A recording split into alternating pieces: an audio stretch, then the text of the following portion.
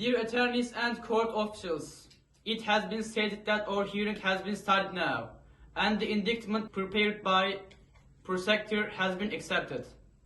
According to the articles of the indictment, the suspect's arguments with a person named Yavuz at around 3 p.m. resulted in attempted murder.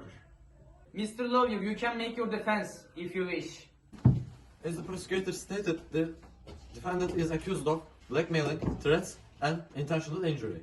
The information given from the eyewitnesses is crucial to make the decision, Your Honor. My word is yours, Mr. Lawyer.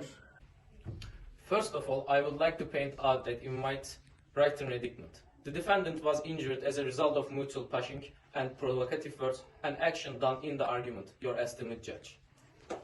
Since the preliminary defense be taken, you can speak. Thank you, Mr. Judge. I came here to defend my rights against people who are trying to get compensation for the slander against me. As my lawyer said, I'm not quickly. He just tried to pull a gun on me as a result of a dispute with my business partner. But while I was trying to defend myself, the barrel of the gun exploded instantly. That's the story. What about the witnesses? My apprentice Sefa and I were delivery or customers. Donut orders at the moment I heard and explained. At first I thought my belonging had fallen, but it was a gunshot. I was inside and designed the inside, but I had the opportunity. Sefa is one eyewitness to this incident.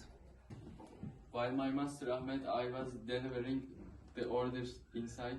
I was checking the front of the shoe for the safety of the motor couriers, so I went outside and 100 meters down the street. There were two people arguing while I was about to go inside to stay out of the incident. One of the two people pulled a gun and one of them fell to the ground. As Five said in his speech, they were in my field of vision. We are informed about all the events that happened during the day. After all, we are also close neighbors. Anyway, while the incident was happening, I went out the door to pack left our meat for the cats. At that time, Sefa was inspecting the couriers. Then, right across the road, there were voices of arguing. I heard it, and when I looked at it, I could clearly that the gun was drawn and Mirza was shot. Mr. Judge, as far as we can gather from the witnesses, it's clear who the criminal is. The competence of our witnesses clears out the evidence. Judge, I was waiting at the bus stop.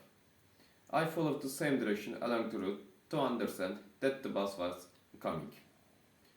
By chance, I saw the person who started the fight and fired the gun and the person who died. So, the person who was starting the fight was Yavuz. Your Honor, as a witness stated, there is a violation of individual private space here. The person who triggered the use of weapons in fight is Yavuz. That's why he is quality judge. Well, do you know the reason behind the defendant's murder accusation? Yavuz family. Your Honor, Mr. Judge, as usual, Yavuz was getting ready to leave the house. He was very worried. He told me that he had a meeting with a college. Then he took his bag and left the house. But when he left the house, he was very fast. The evening before the incident, Yavuz was preparing a presentation draft for a project. For this reason, he said to me, I have a meeting with a business partner tomorrow morning. Wish me luck. I told him that we saw Woodsucker and asked him what this job was, but he didn't want to tell me anything. Also, the last two, he had hardly been seeing anyone for weeks. He was also checking his room carefully. He was probably receiving threatening messages, who knows. Your esteemed judge, I can say that the threats and blackmail crimes of the defendant mentioned in the case, with the statements given by Yavuz's family. Victim's young brother. My brother's attitude lately was starting to seem too scary to me, but I never thought such a thing would happen. Lately he has been disrupting his communication with us. When I wanted to tell him, he always thought his job was important. I don't really about the incident.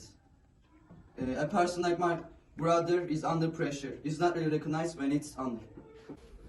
Your Honor, according to the statements given by Yavuz's family, the crime of harassment was committed day by day and turned into blackmail, which affected the outcome of the incident.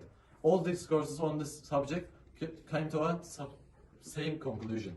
Even if there is no record, there is enough sufficient witnesses. These agreements between individuals consist of messages, and it would not be make for a judgment from there. There is not enough evidence.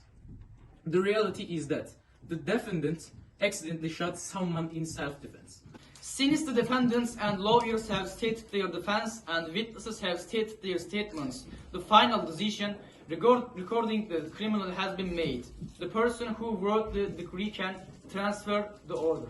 According to TCK 82, he was sentenced to 16 years and 8 months in prison for international aggravated murder.